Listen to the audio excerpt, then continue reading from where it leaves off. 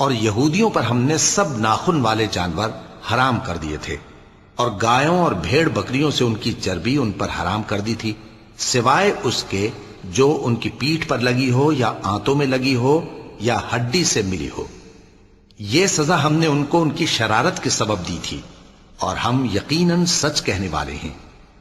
اب اگر یہ لوگ تمہاری تکذیب کریں تو اے پیغمبر کہہ دو تمہارا پروردگار بڑی رحمت والا ہے، اور اس کا عذاب بھی گناہگار لوگوں سے نہیں ٹلے گا۔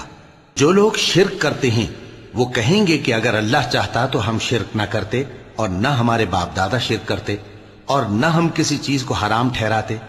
اسی طرح ان لوگوں نے تکذیب کی تھی جو ان سے پہلے تھے، یہاں تک کہ ہمارے عذاب کا مزہ چکھ کر رہے۔ کہہ دو کیا تمہارے پاس کوئی سند ہے؟ اگر ہے تو اسے ہمارے سامنے لاؤ۔ تم لوگ تو بس گمان کے پیچھے چلتے اور اٹکل کے تیر چلاتے ہو۔ کہہ دو کہ اللہ ہی کی حجت غالب ہے، پھر اگر وہ چاہتا تو تم سب کو ہدایت دے دیتا۔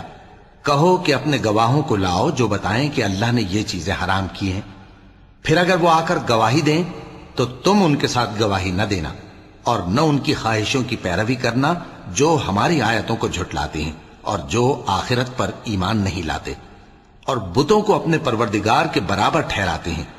کہو کہ لوگو آؤ میں تمہیں وہ چیزیں پڑھ کر سناؤں جو تمہارے پروردگار نے تم پر حرام کر دی ہیں۔ ان کی نسبت اس نے اس طرح ارشاد فرمایا ہے کہ کسی چیز کو اللہ کا شریک نہ بنانا، اور ماں باپ سے بدسلوکی نہ کرنا، بلکہ حسن سلوک کرتے رہنا، اور ناداری کے اندیشے سے اپنی اولاد کو قتل نہ کرنا، کیونکہ تم کو اور ان کو ہم ہی رزق دیتے ہیں۔ اور بے حیائی کے کام ظاہر ہوں یا پوشیدہ ان کے پاس نہ پھٹکنا، اور کسی شخص کو جس کے قتل کو اللہ نے حرام کر دیا ہے قتل نہ کرنا، مگر جائز طور پر، یعنی جس کا شریعت حکم دے۔ ان باتوں کی وہ تمہیں تاکید کرتا ہے تاکہ تم سمجھو۔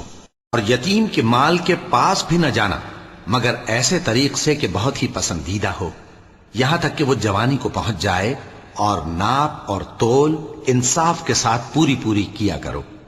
ہم کسی کو ذمہ دار نہیں بناتے مگر اس کی طاقت کے مطابق، اور جب کسی کی نسبت کوئی بات کہو تو انصاف سے کہو، گو کہ وہ تمہارا رشتہ دار ہی ہو، اور اللہ کے عہد کو پورا کرو۔ ان باتوں کا اللہ تمہیں حکم دیتا ہے تاکہ تم نصیحت قبول کرو، اور یہ کہ میرا سیدھا رستہ یہی ہے تو تم اسی پر چلنا، اور دوسرے رستوں پر نہ چلنا کہ ان پر چل کر اللہ کے رستے سے الگ ہو جاؤ گے۔ ان باتوں